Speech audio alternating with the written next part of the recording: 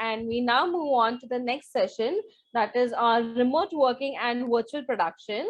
For this, I would like to invite Mr. Arvind Neelkant, Evangelist, India Asian Epic Games, VK Gupta, Production, Technology Veteran, Anant Haldia, founder ICE Studios. This session will be moderated by none other than Mr. Anil Bhanwari, founder, CEO, and editor-in-chief, IndianTelevision.com. We welcome you all, and over to you, sir. Good afternoon. VK, good to see you. Where's Anant? I'd like to see Anant and then Arvind. Good afternoon, Anil. Where are you logging in? Yeah. Hi, Anant. Hello, Mr. Bhanwari. Hi, how are you doing, sir? Good. You put on some weight, Anant. Don't even ask me about it. I've put on more. I mean, I can't, it's not even funny now. Put on 15 kgs during the pandemic. My God. Yeah. And where is Arvind? Arvind, are you there? Arvind isn't there. So let's begin, and Arvind will come in later. VK, I'll begin with you, and then I'll go on to Anant and then to Arvind. What are the new technologies that have come in the area of production of video content over the last decade, and more so over the last 18 months, ever since the pandemic has, spread? And what are the new technologies we're seeing that the cutting-edge filmmakers are using internationally? It's entirely your platform. You can go right from photogrammetry to LiDAR to whatever you want. It's your play. I think the virtual production is what is the big buzzword, what we are seeing right now. But again, the shooting part is still not on the remote area. But normally, if I look at the CG content being done using Unreal, it's almost like a game environment where multiple people can collaborate and work together, which was not even possible in the previous DCC era. I would say in DCC era, we had to move files from one software to another. But now with Unreal kind of a game environment, it's almost like a multiplayer game. And this is a kind of a dream for a lot of people to collaborate and work, you can say. So on the CG front, we have seen a lot of promise coming from this virtual production and Unreal area. But on the video front, it's basically remote working. Mostly, we are still using the same old softwares, but with a more graphic card based renderings and all. So we haven't seen much of change in that area, I would say. But so you also have in-camera effects coming in and stuff like that. Yeah, but still you like to control. You don't want to do too many things at one point, right? So you maybe for broadcast, it definitely works if you're talking about broadcast content where you're doing live shows, like maybe an election news or things like that. But when it comes to filmmaking, you would like to have creative control. So you still a staged kind of creativity which you would like to do rather than do everything real time. And you want the flexibility to change things normally. So Okay. I don't think it's part of actual filmmaking or video production, but maybe for the live television content, yes, it's definitely definitely something which is growing, like the 3D. Even in sports and all, you see a lot of 3D coming in, simulations and everything happening. Yeah, but if you look at some of the shots, if you look at photogrammetry, that's the big one which people are talking about, and volumetric, basically a lot of LEDs, volumetric LEDs, and Yes. yeah. So that's something which a lot of people are excited by. So can you delve more into that? Yes. Actually, photogrammetry is definitely a big area because I've seen a lot of libraries being built right now. But again, when we talk about fantasy related, you don't do photogrammetry, right? It's more of realistic stuff, what you want to really visualize on. And when you want to go for virtual production with LED screens, definitely this will be a good, quicker way. But where I see photogrammetry is like more of an insurance, I can say, for actors. For example, what Anant is working on is scanning the actors, I think, and rigging them. Basically, I would say this is more of an insurance if you're actually having a big star and you're casting them into your show. It's more of an insurance for a movie also, one way. Not only that, but also to shoot some of the complex shots. You can actually use the digidouble to make a lot of things very realistic now. So there are a lot of advantages in storytelling, I would say, on the digitables and scanning and photogrammetry. But on the environment front, you can only archive some of the locations and all. Maybe they'll be useful for the future, where you want to do a historic setting or anything. But as of now, the technology has just come in. So right now, it's more of a library which is being built right now. So we might see the use of it even more as we go forward. After 20 years, I think you want to know how Mumbai was 20 years back. Definitely, that would be the data which will be helping for future filmmakers. But as of now, mostly we are using some environments and all for pre-visualization largely, mainly. But again, this is only in the LED environment, right? When we are wanting to shoot on ads or things like that, not for real filmmaking yet. Yeah, but I've seen some, I saw a promo by Unreal of a film. I can share it with you later, where the director's actually using the photogrammetry that they've done. They've filmed it from every angle, captured the data, captured the temperature, Yes, yes, and they're actually filming with actors in a studio with projections yes. coming on an LED. Yes, that is possible. That's the virtual production concept, right? So Yeah. the thing is, you're not bogged down by weather conditions or light conditions in that situation. So it's always a controlled environment for you in case you want to do a photogrammetry of the whole environment and bring it in. But again, that is again a different way of production. But largely, most of the filmmakers like to get a camera out and shoot right now. But the infrastructure is not fully available. But definitely, it would be the future of largely production, basically, where you don't need to move so many people onto the location, but you just go and capture the location and bring it back into an LED environment. But I've seen it being used a lot more in the advertising right now, because some of my friends in Bangkok have been doing tremendously well with all the shoots of car commercials to everything. It's quite well utilized in the advertising agency right now.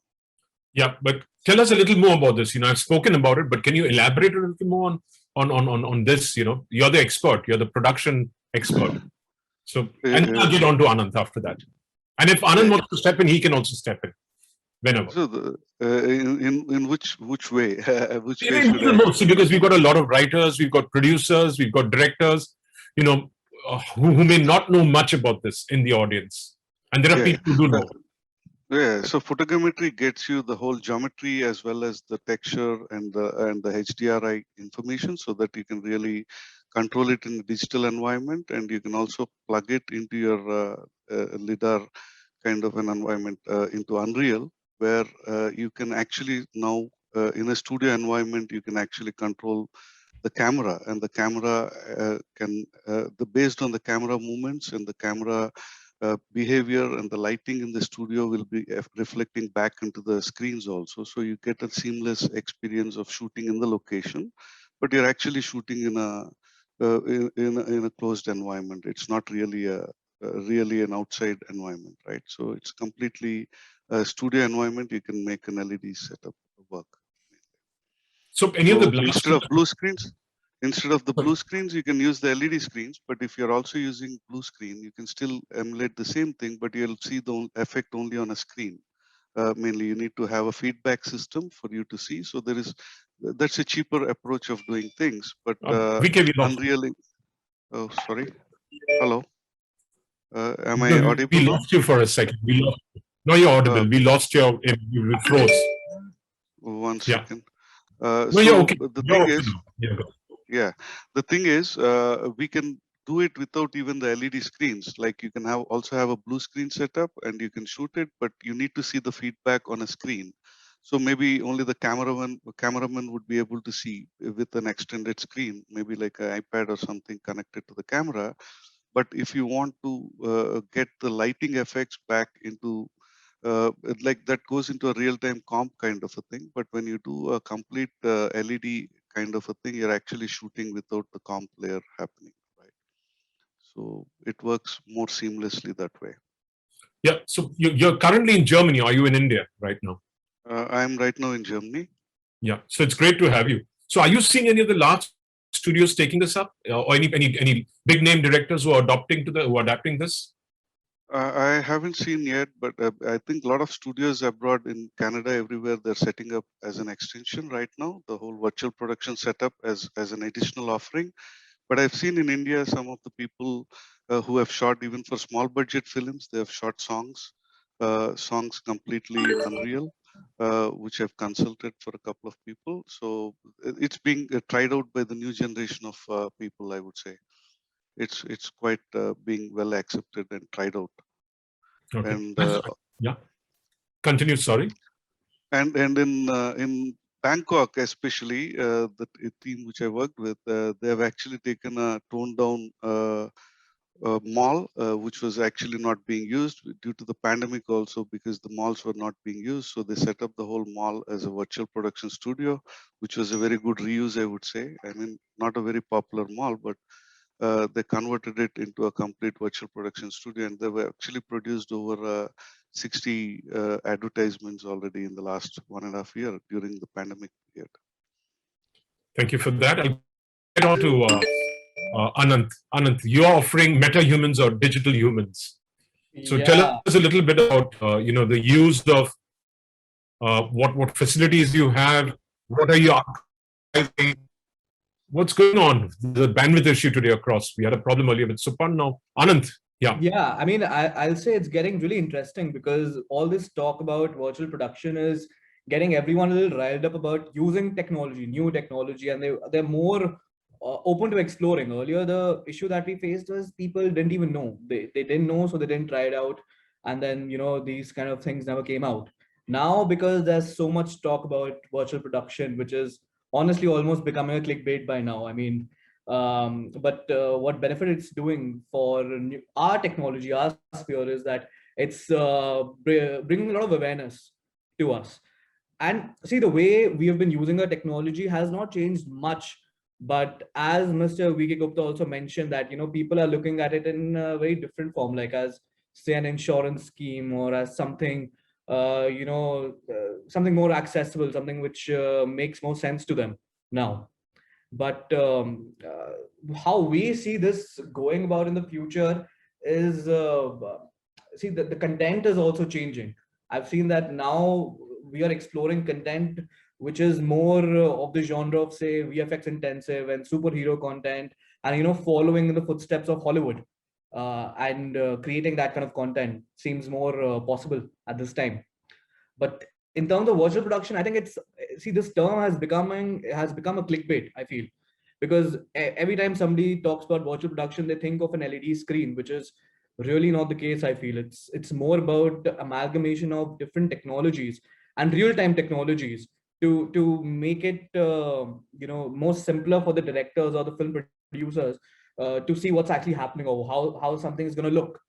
And it's being seen in scouting. Like scouting, people are doing remotely, performances are happening remotely, production is happening remotely. So what I would actually think I'm better equipped to talk about is remote performances, because that's where we feel our technology has an advantage. So remote scouting, as we all know, we know that we can use LiDAR scanning and photogrammetry to scan locations and then view them in VR, and this just makes it easier. And remote post production is obviously happening for the last 2 years, with its pros and cons.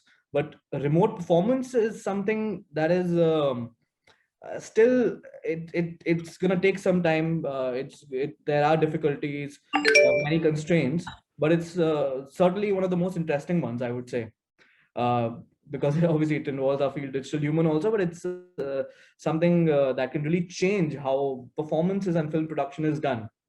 So I can jump right into the process of this.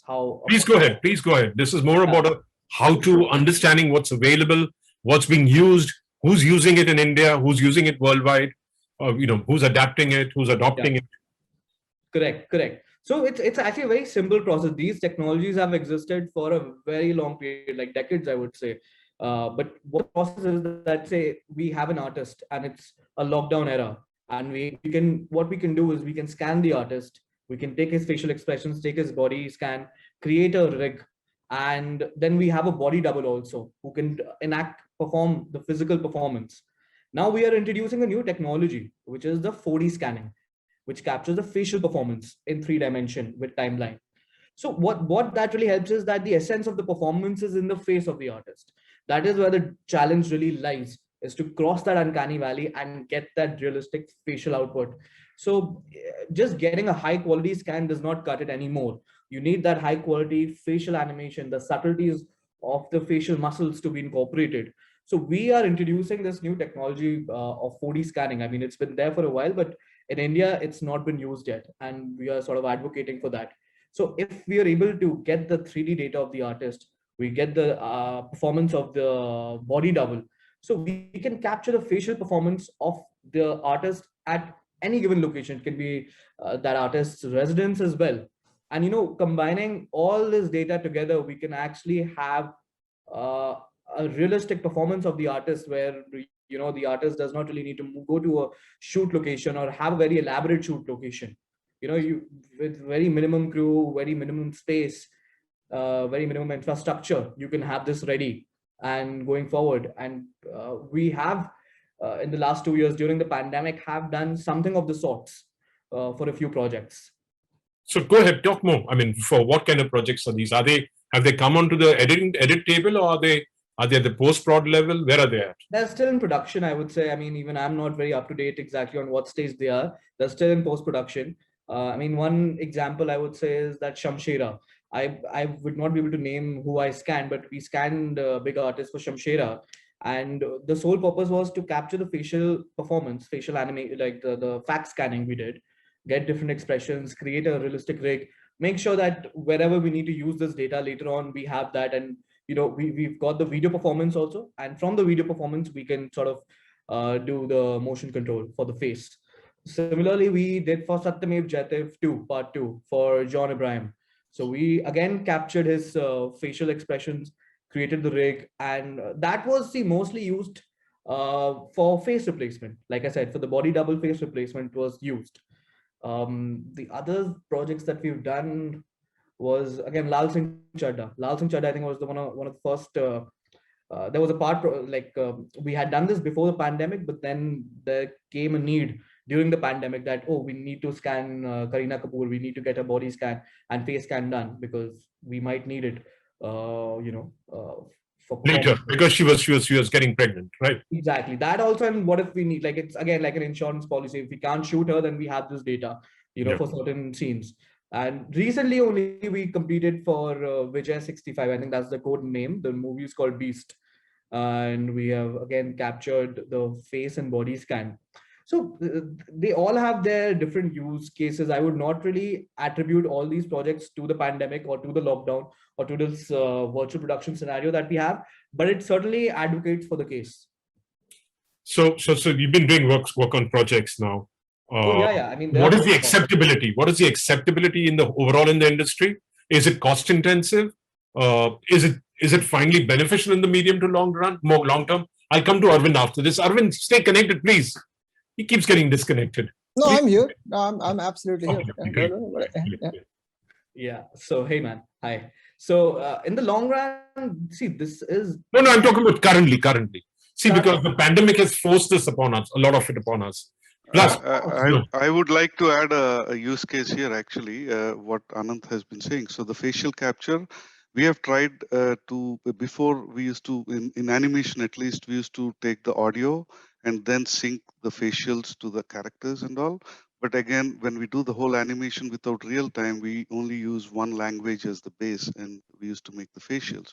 But now we are able to capture, when we are recording the audio, we are also capturing the facial expressions of the actors. So we are able to sync the audio for different languages with real-time kind of a thing. So you can say we still produce the same footage, but we can actually make it sync better for multiple languages, which is not even possible in live action, right? So if we are using Digidouble and you're wanting to use some overlay on the face, we can actually sync the lip sync better, you can say, with the real-time technology. So these are some of the edge cases and niche areas where you can apply for improving the quality of the content and also to localize largely. But these are some of the things which people have to experiment yet, but these are very possible right now, I would say. Correct. No. So Anand, I was asking it, and Arvind, I'll pull you in after this. In terms of the cost implication, like you said, Kareena Kapoor, body double, facial double, you did facial capture, you did everything. Imagine the cost if Kareena had put on too much weight. They would have to postpone shootings, the filming. They would have the set standing, they would have the location standing. Compared to that, the cost of doing the digi double. Correct. So I actually, what Mr. V.K. Gupta mentioned here was actually very interesting. So I'll just add on to that and then I'll get on to the cost. So what's the really interesting part with digital humans is the AI factor that has been introduced right now. Dubbing movies, if you have the 3D data, you can combine that with ML, and GANs become more stable. Generative adversarial models, they become more stable to implement, and you can really get a very reliable output for dubbing. That's a big challenge. We're also doing some experimentation on that. So these, like you said, little niche cases, they're coming out, and it's becoming really interesting how this field is evolving like that.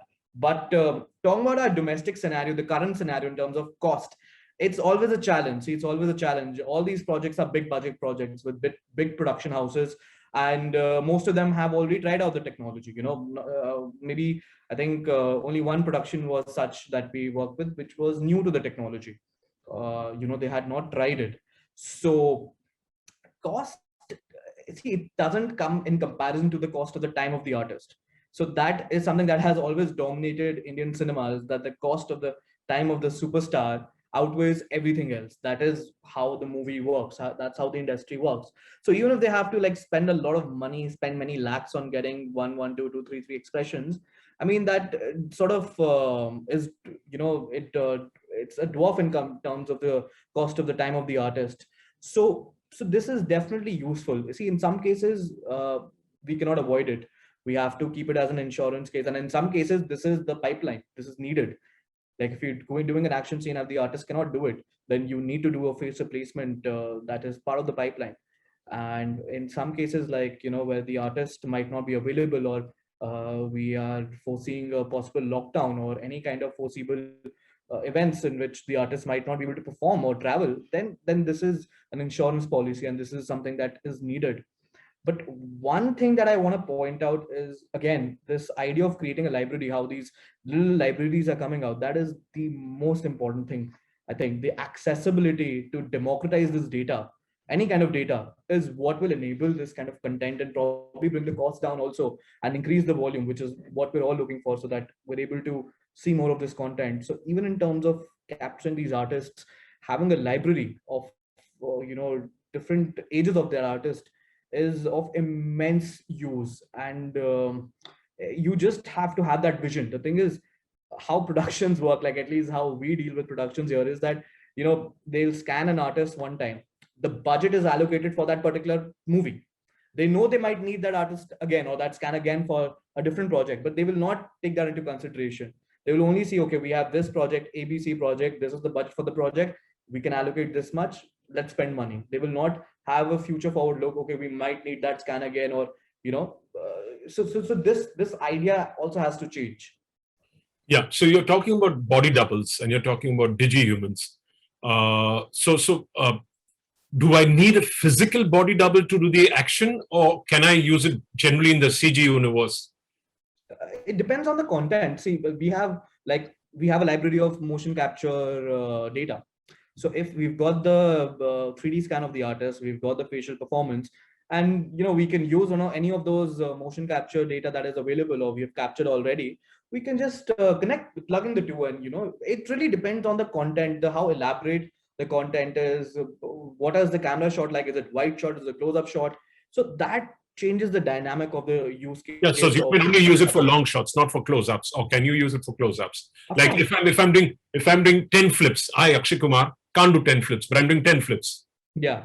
So this. So I will need a body double, actual physical body double who will do it and then I'll use the scans that I have, or the facial scans, and I can't manipulate it digitally and make it look realistic. Correct. So that's where you would use a face scan of, say, the artist, and you would just replace it. And because now he's doing the flip, so there's a lot of motion blur. You can't see his face very clearly. So this is where like this is more adaptable, because now you feel that, okay, even if you can't cross the uncanny valley, maybe people will not see it. That's the major hurdle. Okay. I have a question for Anant actually. Anand, Yeah. do you think these scans should be property of the actors? So it is actors Of who have course. to scan themselves rather than studios, so that Of they have a course. record, isn't it? Because right now the focus is to get studios to make the scans rather than actors themselves make a record of their, the different ages. So it will become a people who really think about their career should actually go for it rather than the studios itself, so that they can license their characters also Correct. along with it.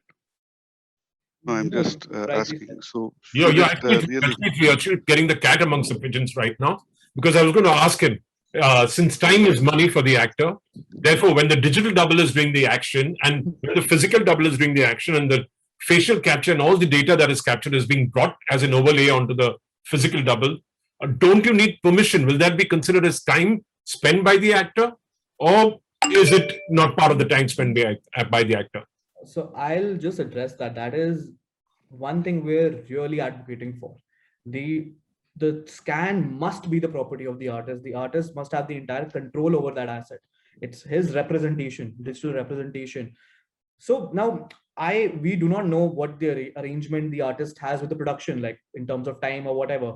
But what we do know is that that data cannot be used without the permission of the artist. Say the artist is no more and we have that data. So who has control over that data? Obviously the production owns the data, but who can use the data? That becomes a question. So if the artists, they start taking control of their digital data, they can have that in their agreement that, listen, if you require our digital data, so and so is the cost.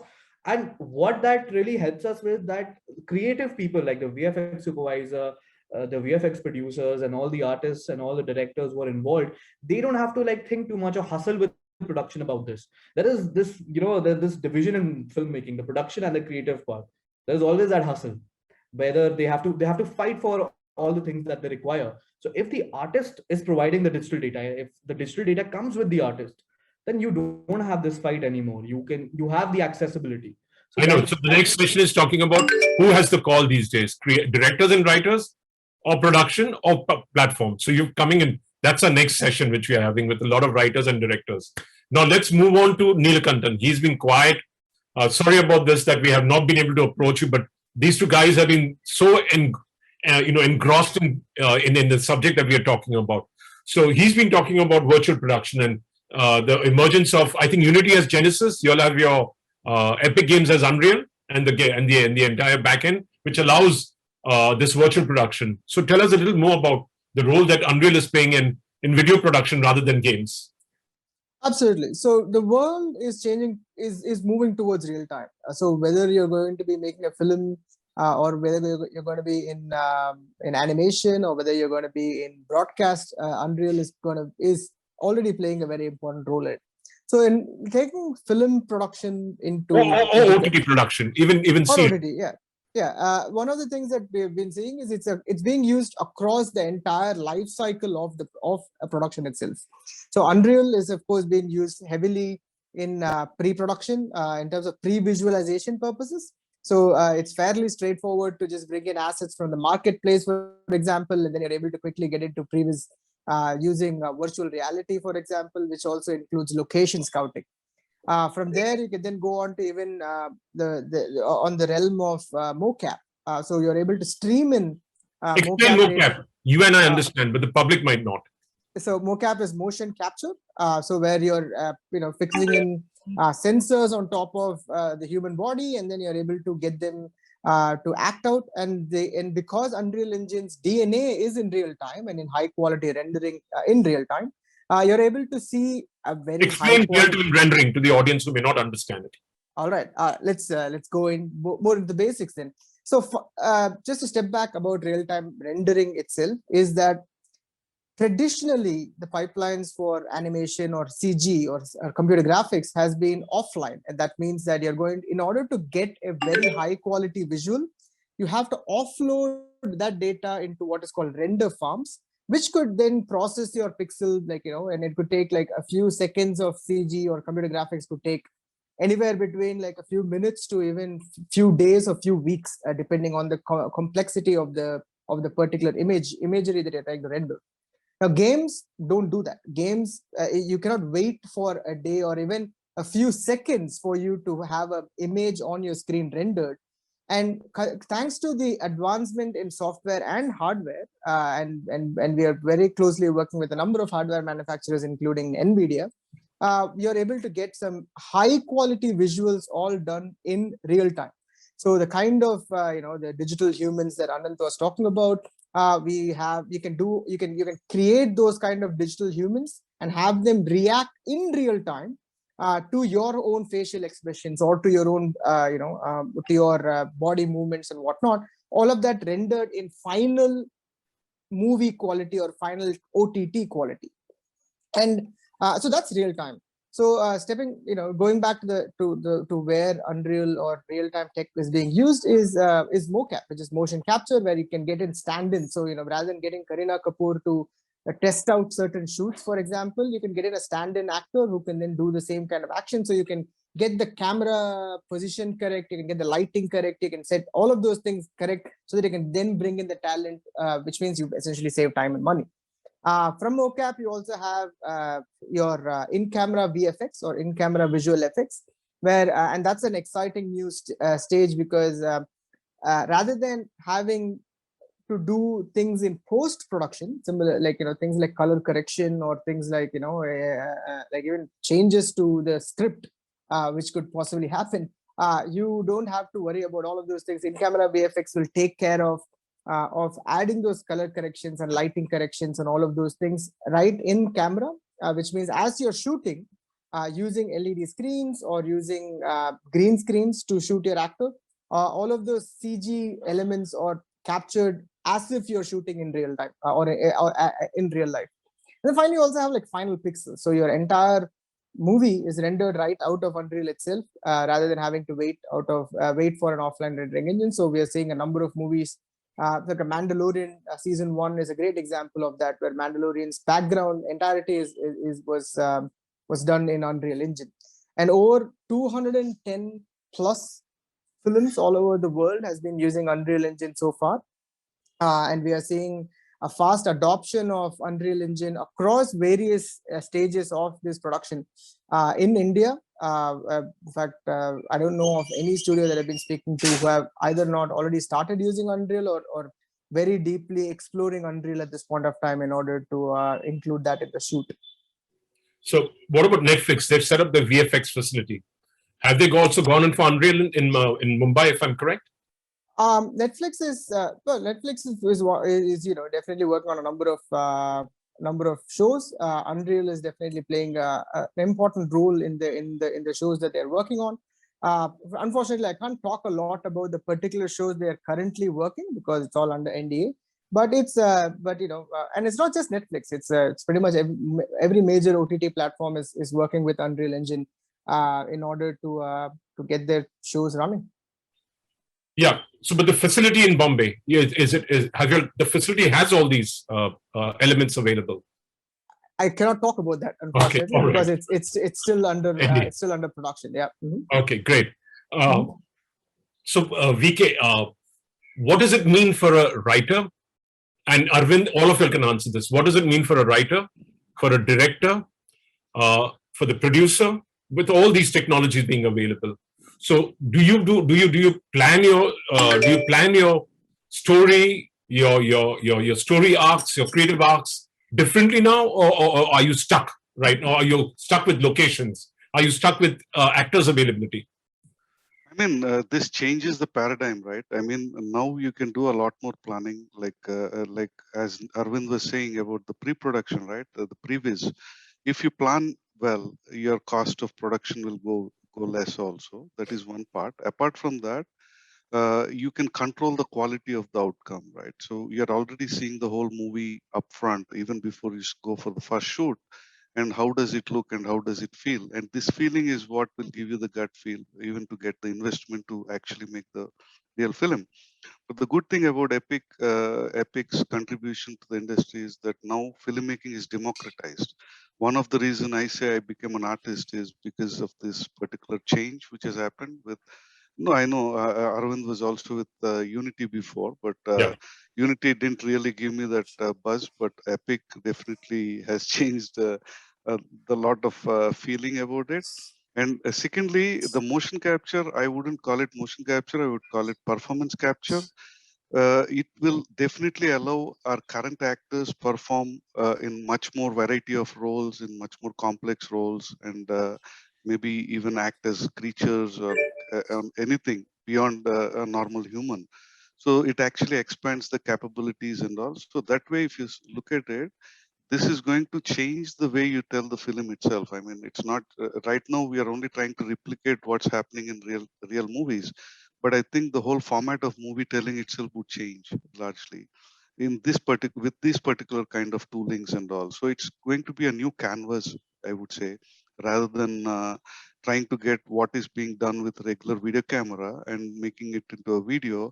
I don't think that is what we are going to do with all these technologies, but it's going to be a completely new canvas and a new format of art, what we'll be seeing, and a completely a different level of storytelling is what is going to be possible in the future, which was not possible before. I would look at it in that angle rather than just replicating what's happening right now with a regular camera and regular shoot into the virtual production, because virtual production is a capability we are talking about. So the storytelling, for example, the Mahabharata and all, which were shot before, now if you want to shoot the same thing with the virtual production and all, the quality as well as the cost of production to the complexity of the show can be achieved very easily compared to what it was before.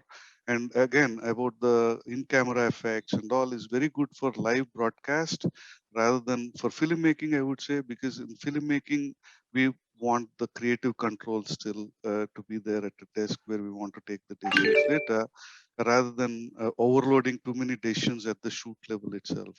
I mean, that is a creative process. So if somebody is if a director is very well versed, he can actually get all the things at one shot. But normally it is always better to still have a pipeline of tasks that way. So it's a complete paradigm shift, I would say. And already Epic is doing a lot of training for all the cameramen to visual effects artists to even directors. I hope this is going to change the way we see movies in the future. Yeah. So what does it mean for a screenplay writer? So will he not say outdoor? Will he not give the location as a desert?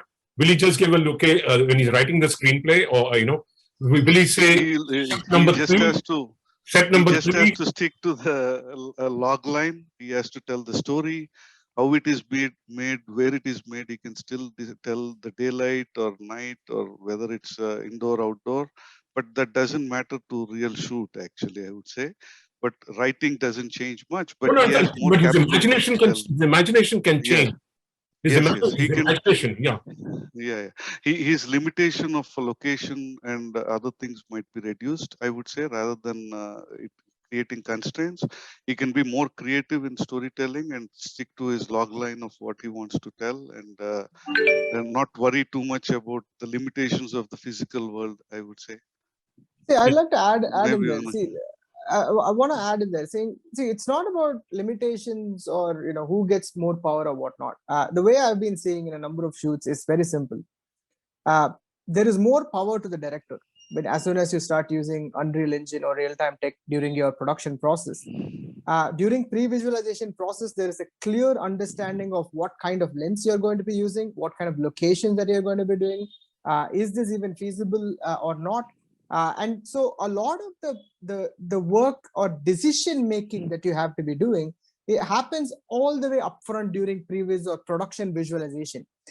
Because of the quality of render that you're also able to get out of Unreal Engine, a lot of things like costumes or set design or the number of spotlights or number of LED lights or number of soft lights that you need, you'd be able to make all of the decisions all within a small team. So all you need, like in a director with his or her team in their studio with 10 people will be able to make decisions upfront, which means for the scriptwriter or for the producer, they've already seen the film. So during previews or production visualization, they've seen the entire movie.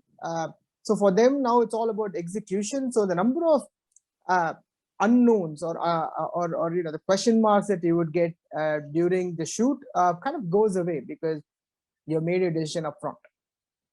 Yeah, so I also see a future. I agree. I do agree. Yeah. I see a future. I do agree. Yeah. Sorry. Carry on. Having massive sets. Anand, rather than having massive set, you can do miniaturization sets, and you can film them. Then you can then use them in CG, and then use your digital humans to. You don't have to spend hundreds of thousands of crores on sets, or hundreds of thousands of millions on sets. If you get what I'm saying. Yeah. Well, you get to make the decision upfront. There is no again. A lot of ambiguity goes away. So if you have to have a massive set, you can visualize. You can essentially build the entire set before you actually build the set. But why build the set? Why not miniaturize? Build a miniature, film it well. It's not about miniature. It's not about miniature. You build it inside Unreal. You build a life-size set inside Unreal. You put on your virtual reality glasses and you do a location scouting inside that place. So even when you're building a massive set, you know exactly what are all the hero locations. You don't need to build the entire set. You don't have to scout after the set has been built. You can scout the set even before it is built inside Unreal Engine, and that's the power you get. And all of those minor details, like I need a torch in this castle, so that it lights the scene really well. So or I need a particular pond in this place, so it adds a little bit of liveliness to this place. Those kinds of things you make those decisions upfront. You don't have to make it after you build something physically, and those are the big advantages that you get out of this. Okay. So I would say you have line production above the line and below the line. So most of the things move to above the line now. Basically, in your previous, you do most of the decisions. So your in line fact, I would like production to timeline would reduce, but your above the line production schedule would increase. Basically, you do more in the planning phase rather than the execution phase, I would say. Yeah, in fact, I would like to rephrase the phrase of previs to production visualization, because its previs is the imagery is like it's preliminary, like it looks crappy, right? But that's not the case. You can actually get production level visual quality out of Unreal Engine and real-time engines. Yeah. Okay. I want to ask a question here, if I may just jump in. We're running out of time, so ask the question quickly, and then we'll wrap up. Yeah. So Arvind, so we've discussed about this format of shooting or virtual production, but is Unreal Engine also considering to promote creating movies completely on the platform, completely digitally? Like there's a show called Love, Death, Robots, which is a completely animated show. So is there any focus on those lines where you create content in complete 3D or in completely under Unreal Engine software? Absolutely, and we've already seen movies coming out of that. For example, in India. In fact, let me speak about. It's a really good segue to what I wanted to also highlight. We are doing something called the Short Film Contest, which is starting next week, where we have handpicked some of the best Unreal studios out of India, and we are. And the idea of this is precisely what you asked about, Anand, which is final pixel production visualization quality out of Unreal. And this could also mean animated shows, so like TV shows, like your kids' cartoons. And this also includes that. So the idea is to be able to render out the full movie or the full television show or the full OTT show right out of Unreal, and you have the possibility to do it today. We already have studios like like we have several epic mega grants recipients out of India. So we have folks like 88 Pictures. We have folks like Toons. We have folks like Technicolor, who are already using Unreal Engine for final pixel output out of Unreal Engine. Fantastic. So great. So you're actually liberating the entire creative community. I've lost VK, I think. I don't see him. Thank you very much for this session. I hope the writers, directors, producers who are tuned in have understood something. I foresee a future where imagination is going to be unlimited as far as the creative person or creative professionals are concerned. They'll be able to fly They don't have to be restricted by physical constraints that we have currently when we are writing our scripts, while we are conceptualizing what we want to convey and express. So thank you, Anand. It's been a pleasure talking with you. Thank you, Arvind. We look forward to your masterclass tomorrow. Absolutely. Arvind, where you talk about the use of the technology and how it's being used, etc. Thank you. Absolutely. All right. Thank you very much. Thank you. See you. Thank you. Bye.